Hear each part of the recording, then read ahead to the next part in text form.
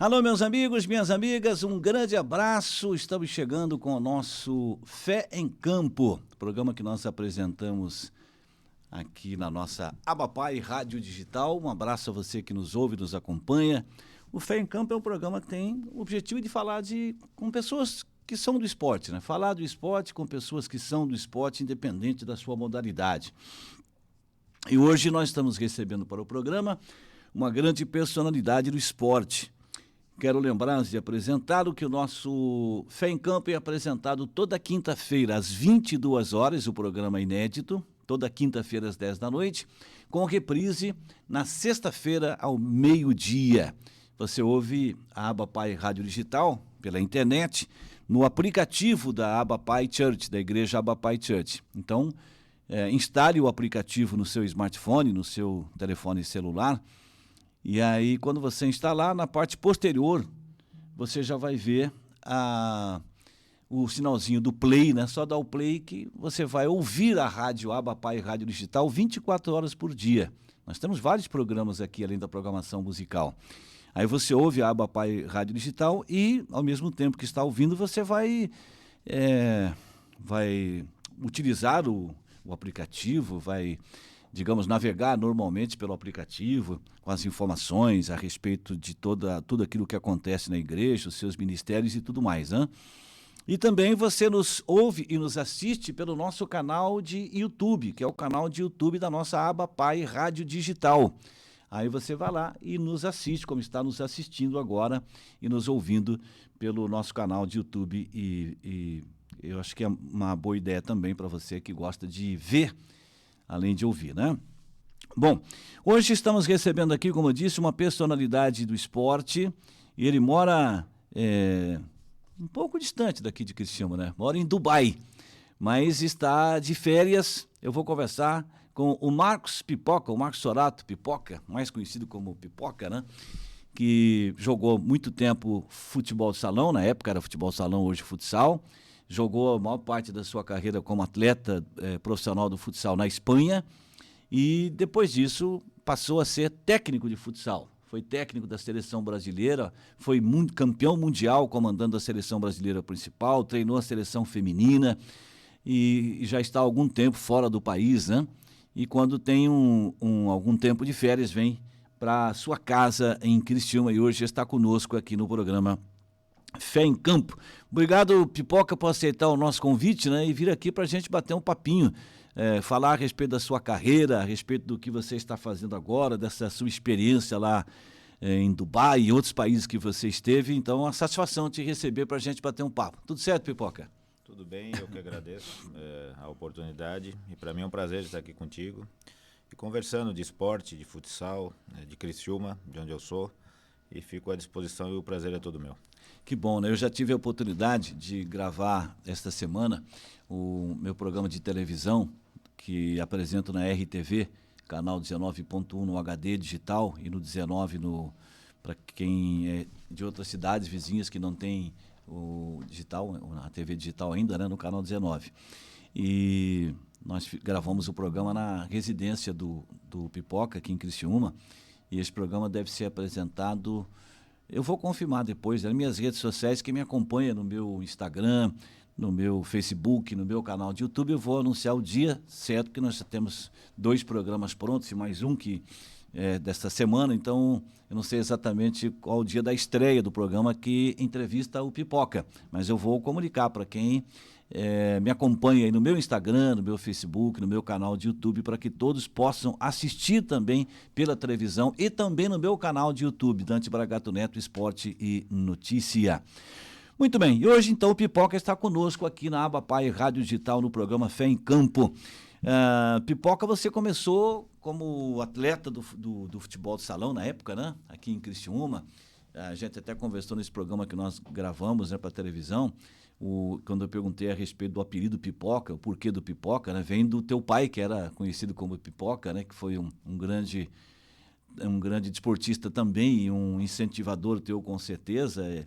Isso foi com que idade que você começou a jogar futebol de salão na época, Pipoca? Bom, meu pai, eu acho que desde 4, 5 anos me arrastava, ele jogava futsal aqui, jogava às vezes em nível local, em nível amador.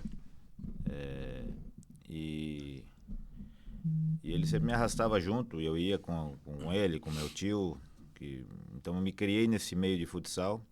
Também na década de 70, em Criciúma, nós tínhamos a equipe da Secrisa, na época, campeã estadual. Os jogos no Colombo Salles enchiam e a gente estava sempre presente. E depois, com 13 anos, eu comecei a jogar no Palmeirinhas, no Campeonato Citadino. E joguei até 16 anos, como teve o primeiro Jogos Abertos que eu participei, foi em 1987 em Criciúma. E a partir desses Jogos Abertos, que eu com 16 anos pude jogar contra a equipe de Joinville, e então a Tigre de Joinville, depois do jogo, me convidou para jogar na próxima temporada em Joinville. Foi assim que eu comecei de maneira profissional, né? Eu me lembro que em 1987 eu já estava aqui e trabalhei, inclusive, na cobertura dos Jogos Abertos, né? Naquela época os Jogos Abertos tinham um glamour bem maior, hoje já não tem mais esse glamour, essa atenção da imprensa, porque, não sei se você lembra, naquela época, Pipoca, vinha as rádios do estado todo, canais de televisão. Eu me lembro que eu trabalhei na Rede de Comunicações Eldorado, RCE. A própria televisão transmitia durante o dia, noite, basquete, vôlei, futebol de salão, ginástica e outras modalidades. Foi uma época muito especial, os Jogos Abertos, que continua, tem todos os anos, mas já não tem mais aquele brilho, aquele glamour que tinha, né? E 87 foi uma grande festa esportiva em Criciúma. Me lembro que foi um Jogos Abertos muito prestigiado. Eu me lembro da abertura muito bonita. Ou seja, foi um evento que certamente marcou para você também, né? Naquele momento eu jogava futebol no juvenil, naquela época do Criciúma. Então eu joguei por Criciúma, porque o grande time da região era o Siderópolis. O Siderópolis, naqueles Jogos Abertos, chegou bem longe, perdeu para a Sadia, que foi a campeã por 5-4 em quartos de final.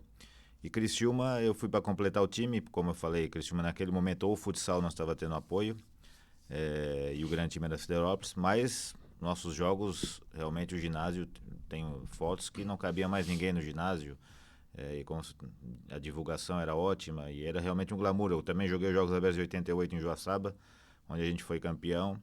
E como sempre, o ginásio lotado nos jogos de futsal, e era um espetáculo. Em 88 eu também estava em Joaçaba, verdade. Não me lembrava que Criciúma tinha sido campeão lá em Eu Joaçaba. fui por Joinville. Ah, você foi com Joinville. Fui, já estava em Joinville, já estava claro. na Tigre, fui por Joinville. Você ficou quanto tempo lá em Joinville jogando futebol de salão? Eu fiquei uma temporada só. Aí na seguinte eu fui jogar em Recife. Eu fui o primeiro cara de fora de Pernambuco que foi jogar em Recife. Joguei o Campeonato Pernambucano em 89. Nós fomos campeões pernambucanos e um aprendizado enorme eu tive naquele campeonato. Um campeonato com Náutico, Santa Cruz, Sport, além de outras grandes equipes de empresas. Eram 8, 9 grandes equipes e foi um aprendizado enorme para mim. Eu joguei em uma posição diferente da que eu costumava jogar, por querer jogar, e dali eu fui para a Espanha. Então foram vários aprendizados, né? Eu tive a sorte de trabalhar com grandes treinadores já no meu começo de carreira, né? Pois é, e como é que o pessoal te descobriu lá no Recife para jogar, lá no Pernambuco, no estado de Pernambuco, em Recife? Como é que te descobriram? Bom, a Espanha naquela época eram duplas de estrangeiros, né? Então, Eu digo aqui no Brasil, em Recife. Em Recife, mas a Espanha jogavam duplas de estrangeiros. Ah, ok. E chamaram um atleta, o Chico Lins, que é de Florianópolis, que eu joguei com ele na Tigre de Joinville. Jogava muito, né? Jogava muito. Convidaram ele para ir para a Espanha. Ele convidou um, não quis ir, convidou outro, não quis ir. E eu era muito jovem, ele me convidou. E foi assim que a gente chegou. Aí ficamos na Espanha, chegamos na mesma equipe, ficamos 4, 5 anos juntos. Conseguimos numa equipe que tinha recém subido da segunda divisão ser campeão da Copa no primeiro ano e campeão da Liga no segundo. E assim a gente foi construindo a nossa história para muito tempo na Espanha, né? Mas aí lá no Recife, quando você foi jogar em Pernambuco... Quando eu fui para Recife... como é que descobriu em Joinville, por exemplo? Porque o treinador que trabalhou comigo na Tigre, o Ney Pereira, ele foi contratado pela equipe de Recife e me levou. Foi dessa maneira. Eu trabalhei com ele no segundo semestre em Joinville. Em janeiro ele foi contratado pela equipe da Votorantim, uma equipe recém-formada. E ele me chamou para jogar com ele. O estado do Pernambuco teve uma época de um ótimo futebol de salão, assim como no Ceará, o Sumove, né? Hoje eu não sei como é que está o futsal hoje, né? Naquela região Nordeste, não sei se tem força ou não. O Nordeste sempre foi um grande celeiro de craques, né? Tanto é que o Manuel Tobias, eu joguei em 89 na Votorantim, ele chega em 90 na Votorantim, onde ele aparece para o cenário nacional. E grandíssimos jogadores, um celeiro muito grande, como tu falou, a Sumov foi o início de toda a referência do futsal brasileiro, mas o Nordeste ele não participa da liga. As equipes do Nordeste, por logística, né, eles não participam da liga, então a gente deixa de acompanhar, mas eles continuam sendo um grande celeiro. Muitos atletas do Nordeste jogam na Liga Nacional aqui no Sul-Sudeste e fora do Brasil, né? Continua sendo um grande celeiro. É porque a Liga Nacional tem, claro, muito forte no Sul, né? Rio Grande do Sul, Paraná, Santa Catarina. E a gente não. Por isso que eu não ouvia realmente falar em relação a equipes nordestinas ou do Norte ou do Nordeste na Liga Nacional. Bom, aí o Pipoca, você foi então lá para a Espanha, aí o Chico Lins é quem intermediou e te convidou para ir para lá então. Ele foi convocado, chamado para uma equipe, tinha que se indicar um segundo estrangeiro. Como eu falei, ele indicou um ou outro que não quis ir, aí a gente jogou junto na Tigre de Joinville, ele me chamou e a gente conseguiu formar uma dupla bastante reconhecida na Espanha, uma dupla que a gente chegou lá sendo muito competitivo, sendo muito profissional, e a gente ficou marcado como uma das melhores duplas de estrangeiro do futsal espanhol, e isso nos deixou muito felizes, principalmente pelo exemplo que a gente deu de profissionalismo. Né? Você ficou quantos anos mesmo na Espanha? Eu fiquei de 90 a 2006, joguei até 2004, depois fiquei 2 como treinador, interrompido só em 98, que eu vim jogar na Ubra de Canoas. Eu decidi jogar um ano no Brasil para provar para mim mesmo que eu poderia jogar uma liga nacional aqui. Vim, joguei a liga, tivemos a sorte de ganhar também, e aí voltei para a Espanha. Aquele time da Ubra era um time muito forte também, né? Primeiro ele foi Ubra Inter, né? Em 96, depois ele se tornou só Ubra, né? E a gente conseguiu ganhar a liga contra o esperado, né? A gente era a quarta ou quinta força, mas a gente conseguiu ser campeão da liga. E aí você voltou para a Espanha, jogou na Ubra, voltou na Espanha. Para o mesmo clube que você estava ou para outro clube? Eu voltei para o meu primeiro clube, para o Toledo, no caso. Eu fiquei 7 anos no Toledo, saí para uma outra equipe lá de Castellón, vim para a Ubra e depois voltei para o Toledo. Porque era um lugar que eu fui muito feliz, a minha filha tinha nascido lá. Aí fiquei mais 2 anos, a equipe teve problemas depois, mas voltei para Toledo. E eu vim claramente com a intenção de jogar só um ano, nem vendi carro, nada. Tanto é que a Ubra queria que eu ficasse por ter sido campeão, mas eu tinha decidido voltar e voltei para a Espanha, onde também eu fui muito feliz. Né? Pois é uma história bonita que você construiu lá. Na época, quando você chegou lá, você falou do Chico Lins, tinha mais jogadores brasileiros, ou bastante jogadores brasileiros na época, já jogando lá? Sim, toda a equipe, como eu falei, eram duplas de estrangeiros, né? Eram 2 estrangeiros, e nos primeiros anos dos anos 90 ali, quase todos os craques brasileiros jogaram lá. Ortiz, Jorginho, Vander, Jacovino, todos os craques da seleção brasileira, a maioria deles jogavam, alguns juntos, o Morruga, ou em equipes separadas, então todas as equipes eram baseadas nos seus estrangeiros, na sua dupla, né? E a gente conseguiu permanecer por muito tempo lá e jogando muitas finais, então a gente conseguiu fazer um trabalho, eu acho que bastante aceitável, né? Na época que você foi para lá, o futsal ou futebol salão, como queira, era melhor na Espanha ou era melhor? Quem era mais forte na época, era o Brasil ou era a Espanha? Como seleção, o Brasil. O Brasil foi campeão em 96 na Espanha, 92 em Hong Kong, 92 e 96. Em 2000, o Brasil perde o primeiro Mundial para a Espanha. Essa década de 90 serviu para o espanhol crescer, e os brasileiros, os estrangeiros que foram para lá, atletas e treinadores, contribuíram para esse crescimento. Mas na década de 90, a seleção brasileira é melhor, mas o campeonato espanhol muito mais organizado, né? Tanto é que na primeira temporada que eu chego, em agosto, eu já tinha o calendário até junho do outro ano, tudo definido, coisa que no Brasil não existia. Então, assim, a organização de campeonato da Espanha é muito melhor. E nessa década de 90 serviu para eles crescerem como equipe, tanto é que eles batem no Brasil em 2000 e 2004. Eles conquistam o título mundial 2000 e 2004, e a Espanha passa a ser uma equipe do mesmo nível do Brasil. Né? Nesta época, nesses títulos que a seleção espanhola ganhou como campeão mundial, tinha jogadores brasileiros que haviam obtido a nacionalidade para jogar? Sim. Nos 2 títulos, cada título tinha 2 jogadores nacionalizados. Eles usavam no máximo 2. Em 2000 era o Paulo Roberto e o Daniel. Jogadores jovens que foram para lá, muitos jovens, se naturalizaram, são desconhecidos no Brasil, mas lá O Paulo Roberto foi em nível de Falcão, assim lá, um jogador muito espetacular para o futsal espanhol. E em 2004 eu era o Marcelo, eu não lembro do outro estrangeiro, se era o alemão que a gente jogou junto. Mas sempre eles usaram 2 brasileiros naturalizados, não mais que isso. A Rússia, por exemplo, já usa 5. Cazaquistão usa 4, 5. Mas a Espanha teve sempre esse limite de 2. O Pipoca, e na época que você jogou na Espanha, você era um jogador sabidamente de alto nível, você não pensou em se naturalizar ou não foi convidado para se naturalizar para poder, de repente, ser convocado para a seleção espanhola? Eu fui convidado desde o princípio, né? A gente poderia se naturalizar depois de 5 anos de residência. E eu já em 95 já poderia ter me naturalizado. Talvez teria jogado o Mundial de 96 pela Espanha. Mas eu não sei o porquê eu não quis me naturalizar. Eu até considero um erro meu não ter me naturalizado antes. Eu fui me naturalizar já com 31 anos, já mais pro fim da carreira.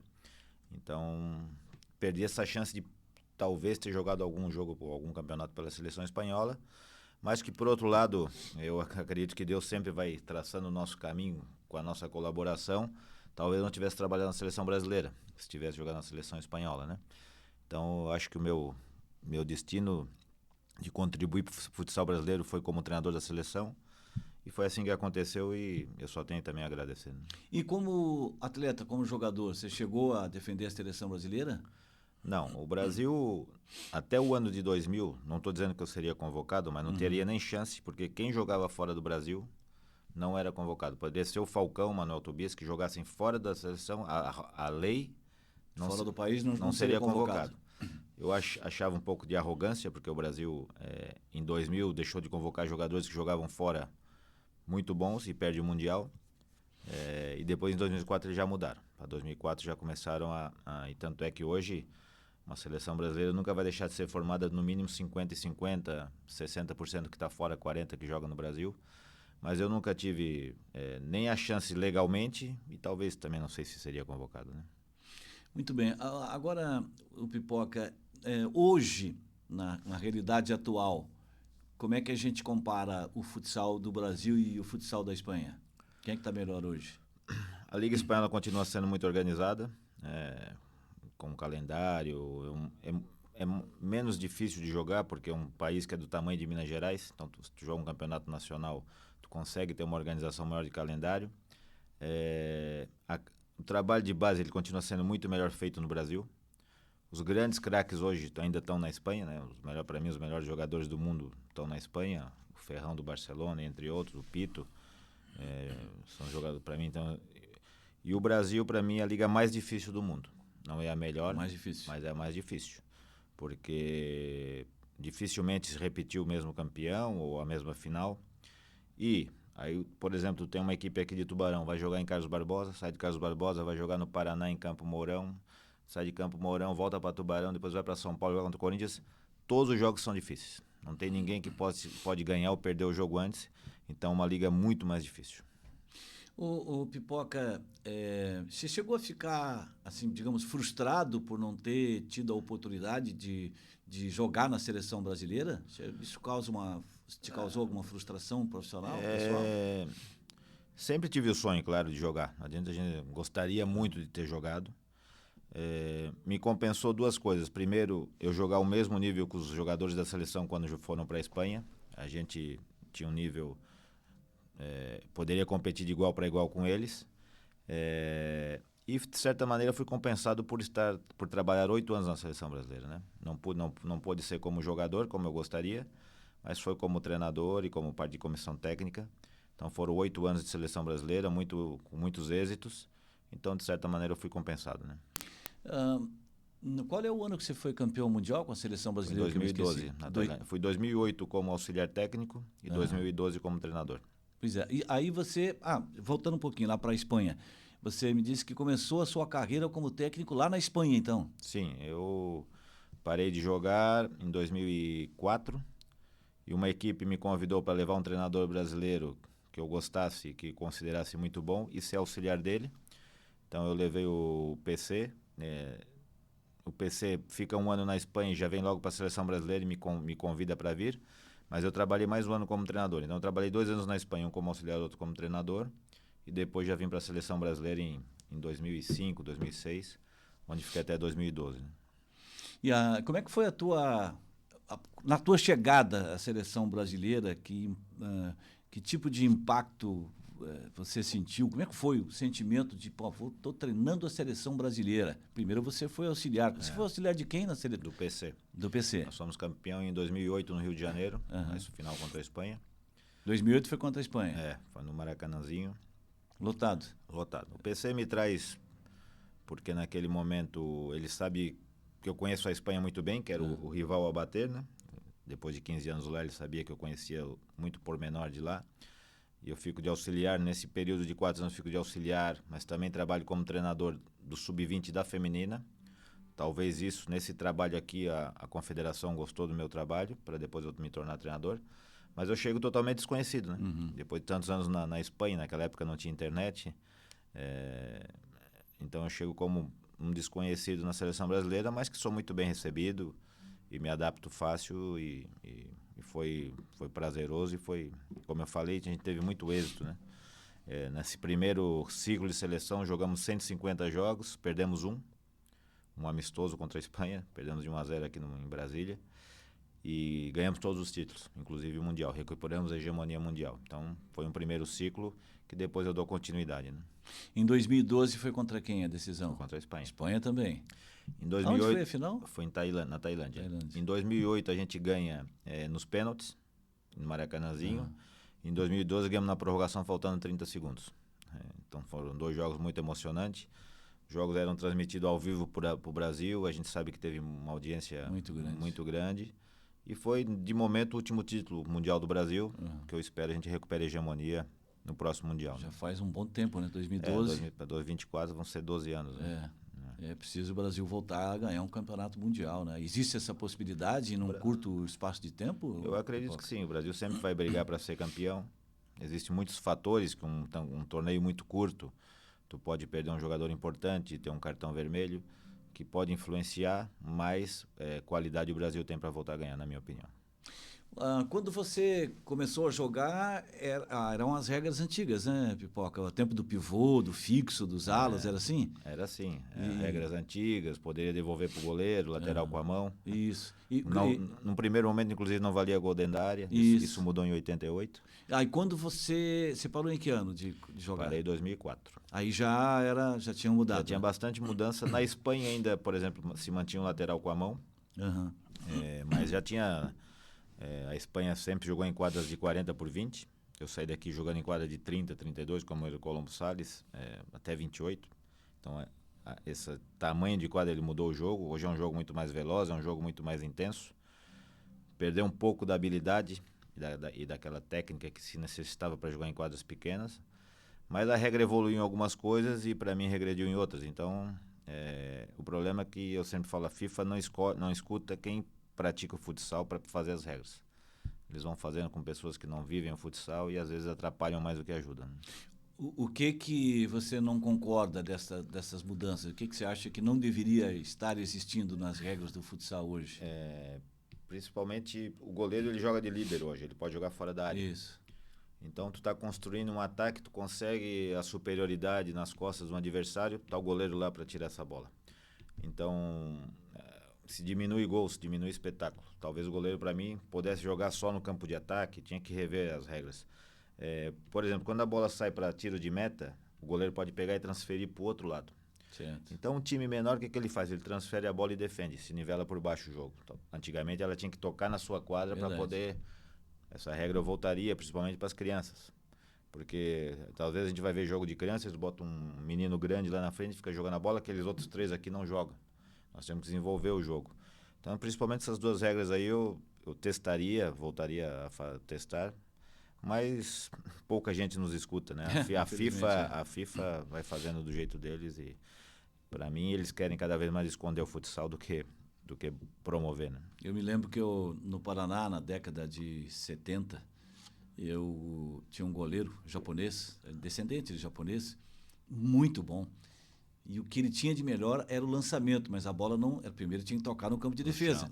Mas ele tinha uma técnica. Exato. Ele colocava uma força tão grande, um efeito tão grande, e ele não errava. A bola tocava centímetros antes da linha divisória da quadra e ela espirrava com tanta força e era jogada ensaiada. Então era muito bonito. E eu concordo plenamente contigo. Eu acho que isso aí tinha que ser revisto, né? Sim, porque, como eu falei, o meu time é uma equipe de menor nível que a tua, por exemplo. O que tu vem me pressionar, o que eu faço? Eu transfiro a bola e defendo, jogo no erro. Eu não me obriga a jogar e a desenvolver o atleta, ter que sair jogando, se movimentar. Isso nivelou por baixo o futsal. Então, por exemplo, equipes na década de 2000 aí, como a Bolívia, conseguiu perder para o Brasil de 2-3-1 só fazendo esse tipo de jogo, porque nivela por baixo. Então, e a gente tem que pensar no espetáculo, né? Tem que pensar em quem está vendo o jogo. Hoje o futsal é uma intensidade, uma competitividade, tem que ter um preparo físico muito grande, apesar de algumas mudanças, né? Como hoje você pode trocar toda hora, todo instante, vai e volta, e não precisa parar o jogo.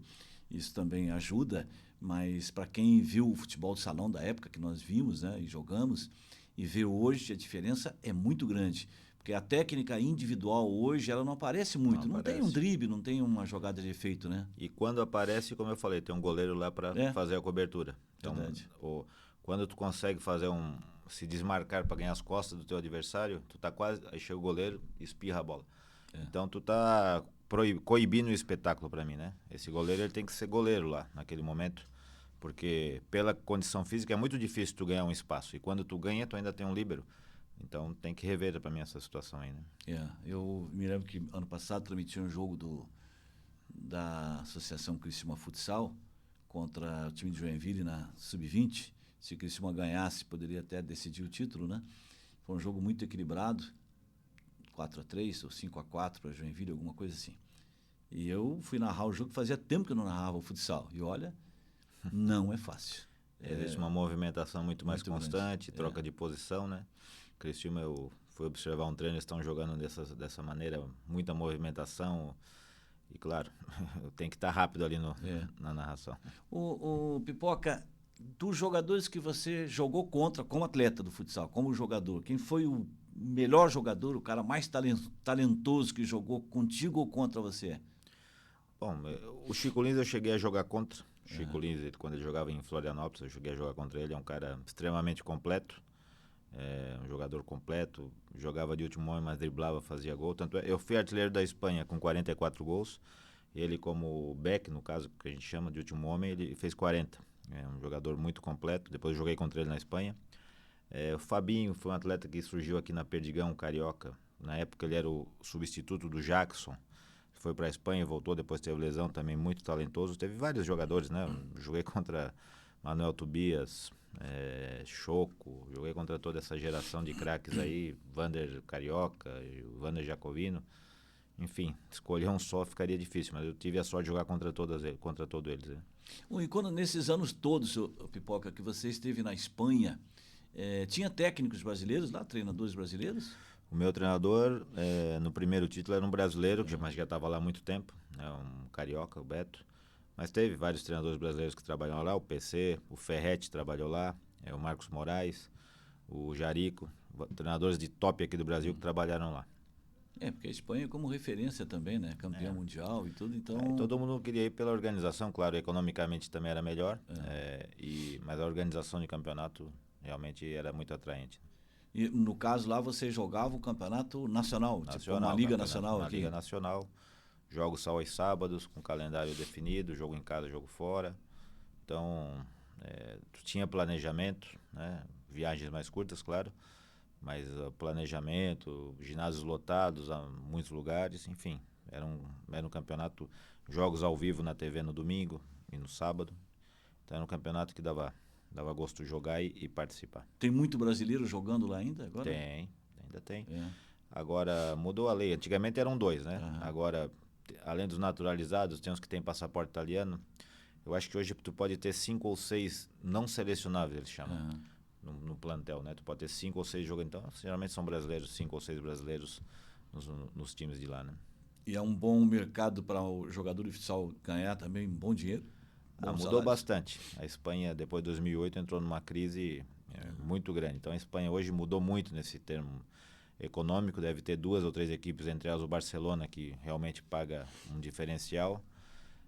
Mas hoje talvez o mercado russo, que já foi também muito maior, mas ainda é um bom mercado. Acho que Rússia e Espanha, mas acredito que mais o mercado russo ainda economicamente é o melhor. Assim como as 2 equipes de Portugal, Sporting e Benfica, são também equipes para economicamente ter mais possibilidade. Né? Ô Pipoca, você acha que seria interessante, então, pelo que você fala em relação à forma como a FIFA trabalha com o futsal, você acha que o interessante, o ideal seria que o futsal tivesse uma federação internacional própria do futsal? Seria o ideal, acho impossível, mas o ideal seria a FIFA botar quem faz a gestão de futsal, quem cuida do futsal serem pessoas do futsal. Uhum. Isso seria o ideal. A FIFA pegar pessoas do futsal idôneas, vocês vão cuidar e vão desenvolver o futsal e promover economicamente, como ela fez com o futebol feminino. Houve um investimento de $1 bilhão no futebol feminino para desenvolver o futebol feminino e ele está começando a se desenvolver, não como masculino, mas está. E no futsal não tem nenhum plano. Então o ideal para mim seria a FIFA, porque tem potencial para isso, deixar pessoas do futsal tocar o futsal. Não vão fazer nunca, porque tu vai nas federações do mundo aí, na federação da Colômbia, por exemplo. O futebol vai pegar um cara lá que não conseguiu encaixar no futebol, vai lá e cuida do futsal. Mas cuida, mas deixa quieto. Nós vamos te dar um orçamento lá. Então é assim no mundo inteiro. Né? Então a gente nunca vai conseguir crescer como esporte. Como eu falei sempre, eu não quero nunca me comparar com futebol. Futebol é o esporte rei, mas eu sei que em muitos países o futsal é bloqueado, como na Inglaterra. A Inglaterra não permite atletas de 15, 16, 14 anos jogarem mais de 15 jogos de futsal no ano. Para eles não saírem do futebol e virem para o futsal. Certo. Não promove, a seleção da Inglaterra não existe. O país, a federação que tem mais dinheiro no mundo, poderia promover. Então a gente depende sempre de alguém que goste do futsal, lá um tailandês que goste muito do futsal, daí investe no futsal, então a FIFA não tem um plano pro futsal. Até hoje eu não vi. E ela pegou o futsal em 1988. Já são mais de 30 anos, 34 anos mais ou menos, que ela pegou o futsal, prometeu ser olímpico, nunca foi olímpico. Pois é. E continua nessa aí, escondendo os mundiais, né? Já teve mundial na China, Taipei, não existe futsal. Já teve mundial em Hong Kong. Teve mundial na Colômbia. Teve mundial agora na Lituânia, que eu participei. Nunca fizeram mundial na Inglaterra, um mundial na Alemanha, um mundial nos Estados Unidos. Para o povo conhecer o futsal de alto nível, porque eu tenho certeza que eles vão gostar. Então eles vão espalhando aí por aí, até por conta de votos também, né? Lá na Ásia lá não temos votos. Tanto é que o próximo mundial em 2024 a gente não sabe a sede ainda. Quando no futebol a gente já sabe 2030, já sabe. Então interessante. Eu também não vejo, como não vi até agora, não vejo nenhuma possibilidade de a FIFA cuidar do futsal como deveria fazer, porque como você disse, deveria levar o futsal para essas grandes potências, né, Estados Unidos, Inglaterra, enfim, Alemanha, porque é um esporte bonito. Assim como eu não entendo como o futsal não é um esporte olímpico ainda, né? Porque tem digamos, é parecido com o futebol, né? Tem o mesmo encaminhamento, digamos assim. Tem grandes jogadores do futebol que saíram do futsal. Então, não dá para entender esse tipo de coisa. Por isso, eu gostaria de imaginar pessoas do futsal cuidando do futsal, independente da FIFA. E é política, né? A gente participou do Pan-Americano 2007, no Rio de Janeiro. Participou por influência política ali. Quase na última hora, quase tiraram o futsal. Mas onde teve um dos ginásios mais cheios foi do futsal. Era lotado o tempo todo. A final contra a Argentina foi lotada, transmitida ao vivo. E tu sabe qual vai ser o próximo esporte olímpico na França? Tu sabe qual vai ser, não? Não me lembro agora. Break dance. Com todo o respeito. Eu nem sei o que é isso. Dance. Break dance, dança de rua. Dança de rua. Com todo o respeito, mas vai ser um esporte olímpico. O surf já foi esporte olímpico, enfim. A pelota basca na Espanha foi esporte. A pelota basca eles jogam na parede com a mão, ficam jogando. E o futsal nunca teve a chance. O golfe no Brasil, né? A gente conversou disso. No Brasil, o esporte de apresentação foi golfe e rugby. Quem é que pratica? Né? Qual é o mais praticado? É o futsal ou o golfe no Brasil? Não tem nem comparação, então, né? Então existe uma política aí realmente, na minha opinião, para abafar o futsal. Né? Interessante, né? Isso é, sei lá, estranho, né? Por quê? Quais são os motivos, né?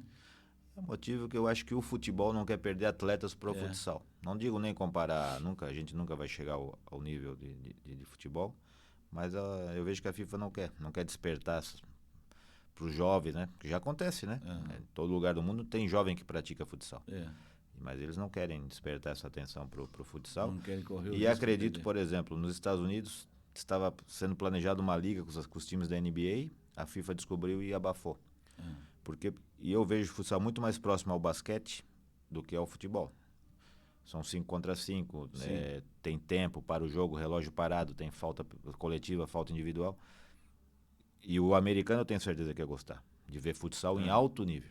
Se vê um Brasil e Espanha, um Brasil e Rússia, mas eles não conhecem. Esses países a gente percebe que eles veem o futsal como tipo de amigo de empresa. O futsal para se divertir. Eles não veem como uma coisa super profissional. Uma coisa que eu posso te garantir, quem é profissional de futsal é muito profissional. O time de futsal profissional ele treina até em dia de jogo. Verdade.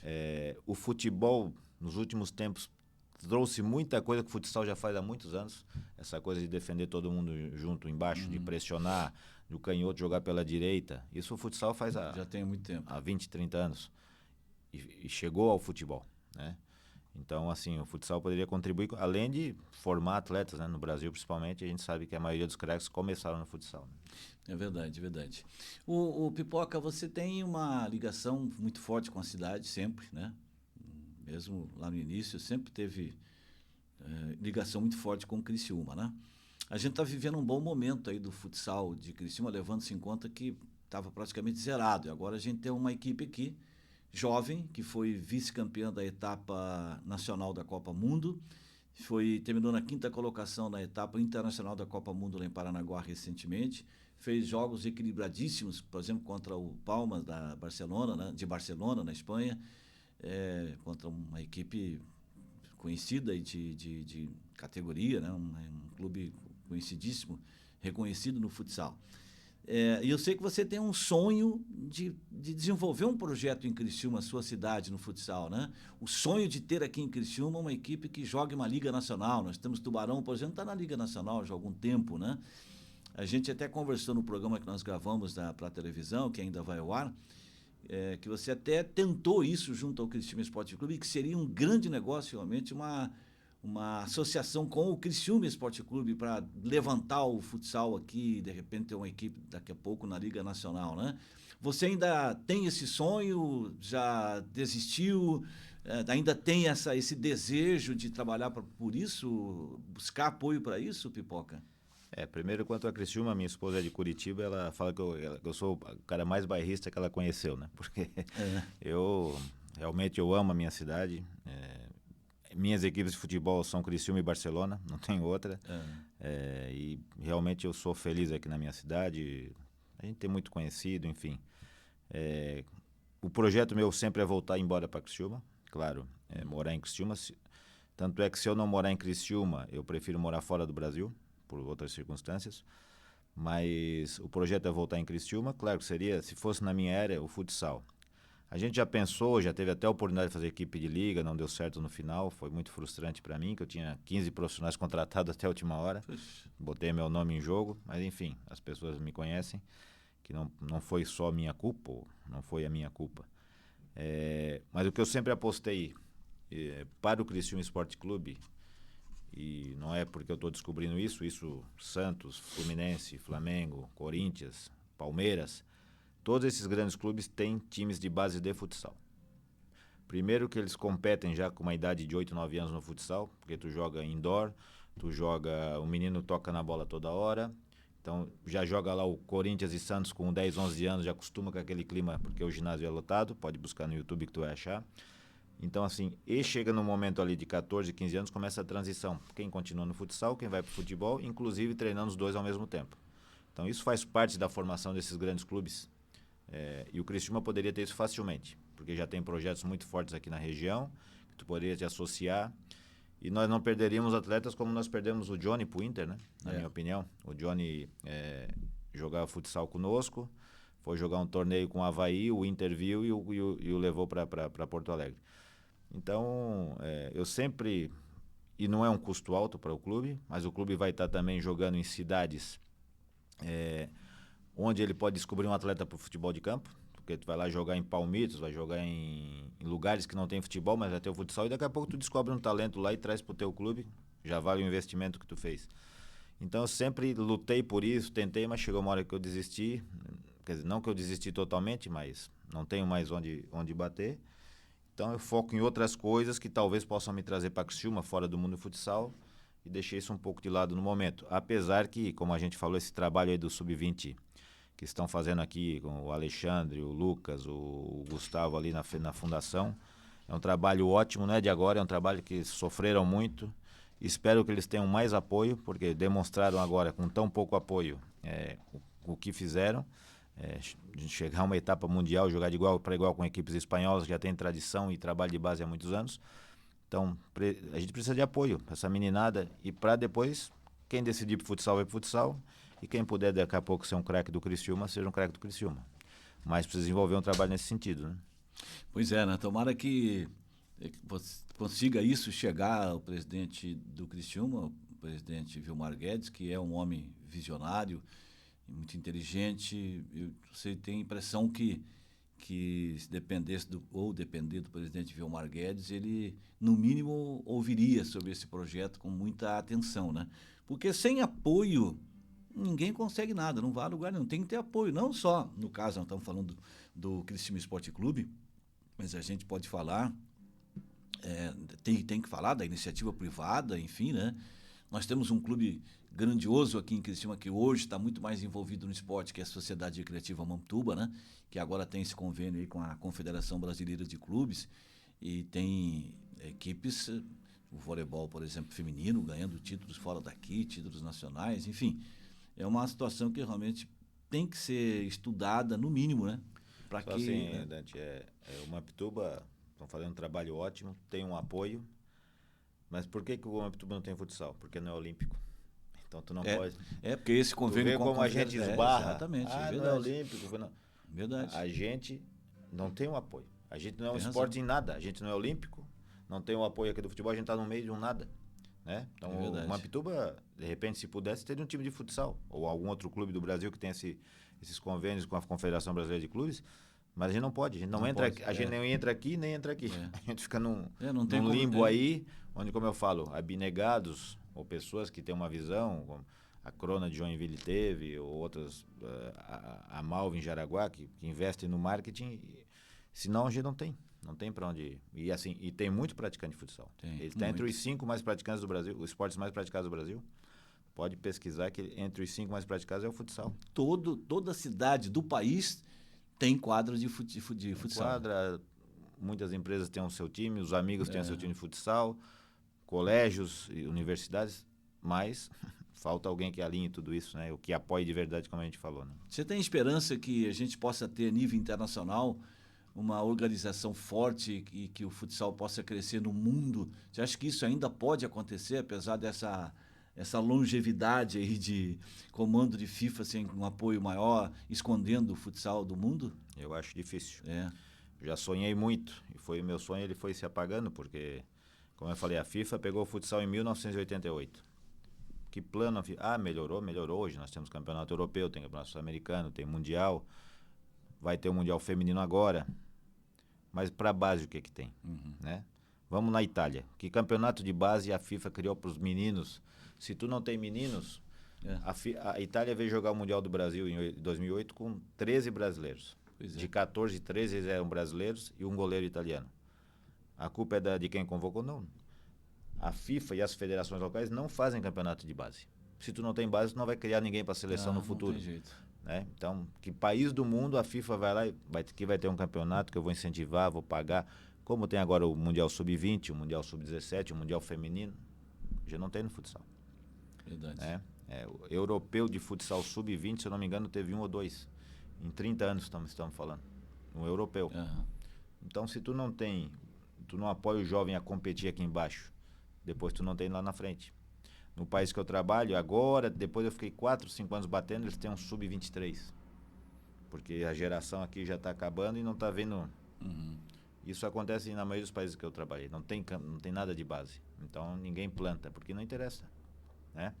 Agora nos Estados Unidos tinham 2 treinadores, um sérvio e um brasileiro, fazendo um trabalho muito bom na seleção, muito bom. Começou a envolver jovens, a viajar o país, universidades, tiraram os 2. Eles classificaram a seleção dos Estados Unidos no último Mundial, faziam 8 anos que a seleção não ia, quer dizer, tiveram resultado, foram o terceiro da CONCACAF. Começaram a trabalhar, eles me ligaram, por que me tiraram? Eu falei, na minha opinião, tiraram porque vocês estavam fazendo um trabalho muito bom. Vocês começaram a envolver jovens. Então já teve jovem que deixou de jogar futebol de campo para jogar futsal. A federação descobriu, tirou os 2. E assim vai abafando, né? Que coisa, né? Então, não tem muito para onde correr. Puxa vida. O Pipoca, como técnico, você trabalhou em quantos e quais os países que você trabalhou como técnico? Como técnico, eu trabalhei na Rússia uma temporada, morei na Sibéria. Depois eu fui para os Emirados Árabes, fiquei 4 anos. Dos Emirados eu fui para a China, fiquei 2 anos. Fui para o Kuwait 1 e agora estou há 2 de novo nos Emirados, indo para o terceiro. Se eu voltar para lá, espero voltar em julho. Você está lá em Dubai, né? Então foram 5 países, cada um com aprendizado, cada uma... uns muito profissionais, como na Rússia, um campeonato muito disputado, outros amadores ou semi-profissionais, como eu disputo agora nos Emirados. Então o aprendizado, eu tenho que me adaptar a cada situação. É mais fácil nos Emirados, não é mais fácil, é diferente. Você tem que te adaptar, às vezes tem que se adaptar e às vezes mudar algumas coisas sem perder o valor de ser sério profissional, mas tu tem que te adaptar para trazer o pessoal pro teu lado, né? Tem mais brasileiros lá trabalhando, ou contigo, ou em outros clubes? Comigo tem um preparador físico que já tá há muitos anos lá nos Emirados, o Wilson de Recife. Tinha um menino aqui de Tubarão que era o treinador, não sei se ele é Tubarão de Florianópolis, que era o treinador de uma outra equipe lá, o Eliabe. Tinha o Renan, tem bastante brasileiros, mas o principal treinador de time só tinha eu e o Rafael, que é outro rapaz que já está há muito tempo no mundo árabe lá. Mas todo lugar tem seu... Eles fecham, né? Porque eles começam a falar, para que traz esse treinador estrangeiro, ganhando mais que a gente, vamos deixar os locais. Chega isso pro meu chefe, ele fala para mim, falei, tu que sabe. Né? Mas faz parte. Daí é questão de a gente demonstrar o trabalho. E eu aprendi isso com o Zego, que foi um treinador que trabalhou, que eu trouxe inclusive para Criciúma, um cara que trabalhou em mais de 25 países. Trabalhou com a Unesc no futsal. Trabalhou com a Unesc. Ele trabalhou em mais de 25 países. Um cara que jogou no Palmeiras, jogou na seleção brasileira. O Zego falava assim, tu faz o teu trabalho, que quem vai fazer o teu marketing é o jogador, não é o diretor, é o jogador. Então, por mais que talvez tenham minar o trabalho, os jogadores, pelo tratamento e pela forma de trabalhar, acabam apostando pela gente, né? Bom, o Pipoca, você está participando hoje do programa Fé em Campo, na aba Pai Rádio Digital, que é uma rádio digital vinculada a uma igreja, né? Então, uma instituição cristã. Como é que é essa coisa de fé cristã por esses países todos, né? Dá muito diferente de um lugar para outro, tem restrição, tem muitos atletas que têm a sua fé cristã, que desenvolvem a sua fé cristã. Como é que você vê isso, ou qual é a tua experiência em relação a isso? Primeiro eu fiquei impressionado aqui com a estrutura, impressionado positivamente, né? Você não conhecia Não aqui conhecia, ainda, né? só de nome, e fiquei feliz de ver que estrutura, que tantas pessoas podem vir aqui celebrar a fé e, afinal, a gente tem que respeitar a fé de todos, né? No país que eu trabalho, eles são muçulmanos, né? Então, já aconteceu de muitas vezes eu ter que parar o treino para eles rezarem. A gente tem que entender e respeitar a fé de cada um, a religião de cada um. Eles rezam 5 vezes por dia, né? Então, muitas vezes coincide o horário, não sei se é pelo sol, eles vão lá, rezam, voltam. Aí você já sabe os horários ou eles avisam? Não, eles me avisam, daqui 15 minutos, hoje nós vamos ter que parar. Mudou um pouco porque eu comecei a treinar num horário que não acontecia isso, mas quando eu treinava perto do pôr do sol ali, sempre acontecia, né? Tanto é que também o Ramadã, mês de Ramadã, que foi agora de 20 de março a 20 de abril, que é o mês que eles só podem comer depois que o sol desce, enfim. A gente aprende a respeitar, a gente acho que tem que ter a nossa fé, cada um tem a sua fé, né? Porque eu acho que sem Deus ninguém faz nada. E eu aprendi a respeitar todas as religiões e, como eu falei, hoje aqui eu fiquei impressionado positivamente que tantas pessoas, parece que cabem 4.500 pessoas ali no auditório principal, podem vir aqui cada dia celebrar a sua fé. Isso é o mais positivo. A gente tem que acreditar em alguma coisa, né? É verdade. Eu sempre digo, quando eu converso com o pessoal do futebol aqui, por exemplo, e já recebemos aqui vários ex-atletas e pessoas vinculadas, entrevistamos muitas pessoas. O Gelson, por exemplo, que foi jogador do Criciúma e hoje exerce função de direção de futebol e tudo mais. O Gelson hoje é pastor, né? Evangélico. Então, eu vejo que, como eu estou no futebol, no esporte, no futebol, no rádio esportivo, no jornalismo esportivo desde 1977, vi muita coisa acontecer, assim como você viu também no futsal, né? De transformações. E sei que um tempo não se aceitava muito no Brasil aqui, né? Atleta de Cristo, não pode dar uma chegada mais forte, não pode fazer isso, não pode fazer aquilo. Hoje mudou. Hoje tem muito mais atletas que exercem sua fé cristã, que sabem separar bem as coisas, né? Sem desrespeitar jamais seu adversário, e melhorou sensivelmente a condição profissional dos atletas do futebol no Brasil por causa disso também. Então, o comportamento, né? O comportamento, é isso mesmo. O Gelson, eu cheguei a treinar contra ele algumas vezes quando estava no Júnior do Criciúma. Uhum. Depois eu acho que ele teve uma passagem como treinador aqui. Sim, sim. E o preparador físico dele era o Toninho Camarão, Toninho Oliveira. Entrevistei aqui também. Que era... Ele é físico. Primo da minha ex-esposa. Uhum. Quando ele esteve aqui, eu tive uma relação muito boa com ele. Uhum. Pô, o cara... Um grande profissional. Grandíssimo. Eu gostava de escutar as histórias. Imagina, o cara trabalhou Flamengo, Cruzeiro, trabalhou no Japão. Tem uma história... E foi uma grande amizade. E eu lembro dessa etapa deles do Gelson fazendo um grande trabalho. Fizeram um grande trabalho e depois, como sempre... acabam as coisas, né? O Toninho Camarão nos deu uma entrevista aqui no Fé em Campo com um testemunho de fé cristã extraordinário. Ele é muito sábio, muito conhecedor da palavra.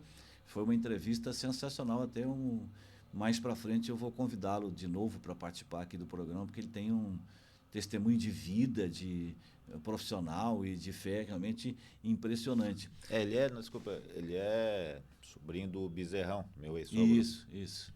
Então... Você conheceu bem ele, imagina. Mas o cara tem uma história impressionante. Né? O Bezerrão que deixou seu nome marcado também na cidade pelo envolvimento dele com o esporte, especialmente com o futebol, né? Eu me lembro que tinha uma época que os clubes vinham jogar aqui e faziam uma refeição lá no Bezerrão. Todas as refeições, né? Faziam ali. E o Bezerrão, eu lembro bem, quando eu fui para a Espanha, a gente tinha uma ligação de 15 minutos na semana. Né? No caso, era a minha namorada, sim. A filha dele... E eu tinha 15 minutos com as moedinhas caindo. Só que quando eu ligava, ele atendia. Eu falava 10 com ele e 5 com a namorada. Porque ele começava, como é que foi o jogo? Fez gol, não fez gol? Mas foi um cara... E ele gostava muito do esporte. Todo mundo gostava, né? Imagine, tem o nome gravado aqui na história.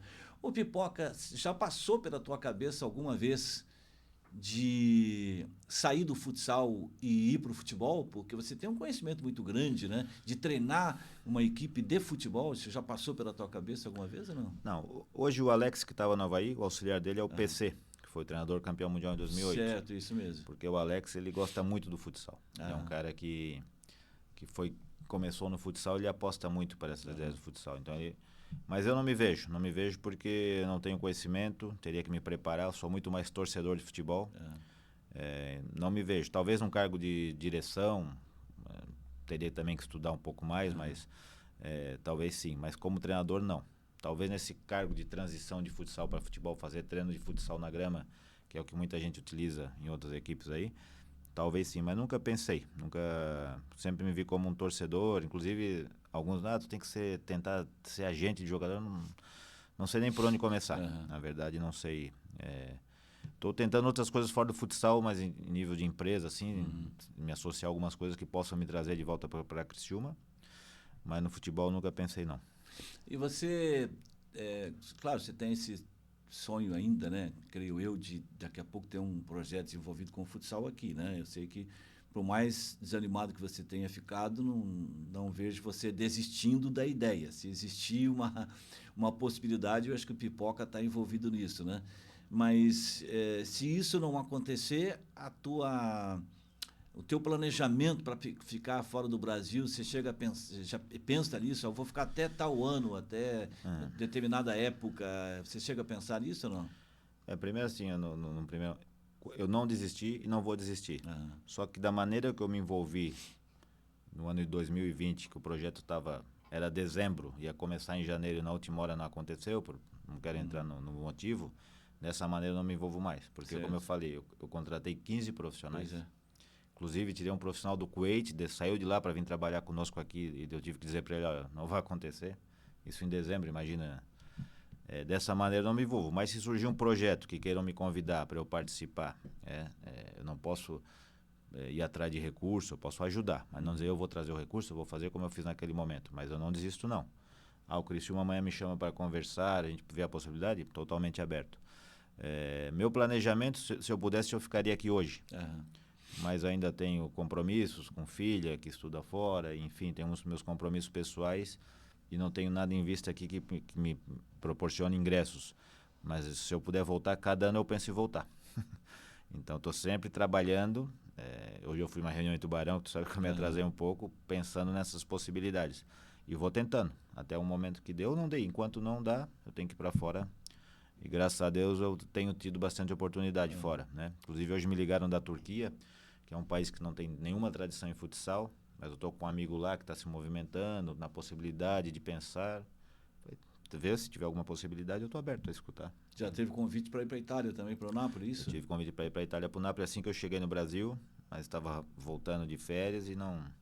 Na verdade, honestamente, a Itália não é um país que me atrai para trabalhar. Mas a gente nunca pode dizer que não. Você moraria de novo na Espanha se tivesse um convite para ir trabalhar em algum clube lá? Moraria. Eu estou aberto a morar em qualquer lugar. Mas se eu puder ficar em Dubai, vai ser sempre a prioridade. Dubai ou os Emirados, ou Abu Dhabi ou Dubai, vai ser a prioridade. Não podendo estar lá, vou estar aberto. A gente não tem muito o que escolher, né? Lá em Dubai é um bom lugar para se viver? Eu e a minha esposa, a gente gosta muito mesmo. Pela situação de vida. Segurança. Segurança. Total, né? E a gente tem uma opção para tudo. Qualquer tipo de restaurante do mundo. Tudo tem opção. Então, eu gosto muito de lá. Já são 4 mais 2 indo para o 7º ano. Realmente a gente está muito adaptado lá, né? E a tua esposa, onde você vai, qualquer país, ela está contigo também? Ela quer ir mais do que eu. Eu falo que quero ficar em Criciúma, ela falou, calma, vamos viajar mais um pouco. Ela gosta. E então, as filhas moram onde? Eu tenho as 2 filhas em Porto Alegre. Estudando em Porto Alegre. Uma já formada pediatra, agora fazendo neuropediatria. E a outra no 2º ano de medicina. As 2 na federal, porque senão o pai treinador de futsal não poderia... Mas as 2 na federal, realmente, graças à mãe delas, são muito dedicadas. Então a gente fica feliz e satisfeito com isso. Estão bem encaminhadas, né? O Pipoca, aí você tem ainda bastante relacionamento de amizade, digo de conversar, de ter contato com esse pessoal que jogou contigo, que foram teus jogadores na seleção brasileira e também que atuaram com você no futebol de salão, no futsal na Espanha e no Brasil? Não, tem contato com os atletas que eu joguei, como o Chico Lins, o Fabinho, a gente tem grupo em WhatsApp, são 4, Chico 5. Lins hoje é comentarista esportivo de rádio, né? Esportivo, ele se formou em jornalismo. Muito bom, aliás. O Duda apesar de ele ser Avaí, Figueirense, eu brigo muito com ele, mas... Lá tá na terra dele, lá, né? E eu tenho o Duda, que é um atleta que a gente levou para a Espanha em 90, até hoje lá como treinador, então são quem a gente mantém uma relação mais próxima. Dos atletas que eu trabalhei, o Vinícius, que era aqui de Orleans, agora ele voltou para a Espanha, às vezes eu converso. E o Falcão, que às vezes ele vai em Dubai, a gente acaba se encontrando lá. Mas principalmente com esses atletas que eu joguei, mais do que eu treinei, os que eu joguei, né? Mas claro, a gente foi passando por vários países, sempre tem um outro que nos chama e a gente vai conversando, tentando se ajudar mutuamente, né? Legal. Bom, Pipoca, quero agradecer você pela tua vinda aqui nos nossos estúdios da ABAPAI Rádio Digital. Teve a oportunidade de conhecer um pouquinho da estrutura aqui da nossa igreja ABAPAI, que agora está aqui em obras, né? A gente está fazendo o programa e escutando o pessoal, o barulho das máquinas trabalhando, né? Na obra da construção do social, né? Que é uma obra espetacular. Tem lá a parte que eu sei que quando você entrou você já ficou de olho, que é a parte onde tem os campos de grama sintética, tem a futevôlei, tem vôlei, tem... Beach tênis, eu acho. Beach tênis também, né? Beach tênis, 2 quadras de beach tênis. Legal, o pessoal se reúne aqui, muita gente vem para praticar esporte, sempre cheio, né? Então, a igreja oferece uma estrutura espetacular e nos deu esse presente, que também é nosso estúdio de rádio, né? 24 horas no ar, para trazer pessoas como você, contando suas histórias, trazendo seus testemunhos de vida, testemunho profissional, conhecimento para as pessoas que nos ouvem. Então, muito obrigado mesmo pela entrevista, Pipoca. Um grande abraço e até a próxima oportunidade. Sucesso aí para você nesse restante de temporada e sempre, né? Eu que agradeço e estou sempre à disposição. Fiquei muito feliz de, como eu falei, conhecer essa estrutura e estar conversando contigo. Sempre é um prazer para mim. Valeu, um grande abraço. Marcos Sorato Pipoca, que esteve com a gente aqui hoje participando do programa Fé em Campo. É um cidadão do mundo, né? Jogou tanto tempo na Espanha e aí já rodou por vários países. Hoje mora em Dubai, trabalha em Dubai, técnico de futsal. Está passando suas férias aqui em Criciúma, onde tem residência, né? Como bom criciumense que é. Adora esta cidade. Imagina quantos jogadores de futebol que vieram para cá e moram aqui, adotaram Criciúma, amam Criciúma. Imagine um criciumense, então. Até a próxima, Pipoca. Um abraço, Dante. Obrigado. Valeu, gente. Estamos fechando o nosso Fé em Campo. Toda quinta-feira o programa inédito às 22 horas, com reprise na sexta-feira, meio-dia. Um grande abraço a todos. Abba, Pai, nós levamos aos ouvidos e aos olhos, mas é Deus quem leva ao coração. Esta é a Abba Pai Rádio Digital, a nossa emissora vinculada à Igreja Abba Pai Church. Um grande abraço a todos, fiquem com Deus, que Ele nos abençoe e até mais.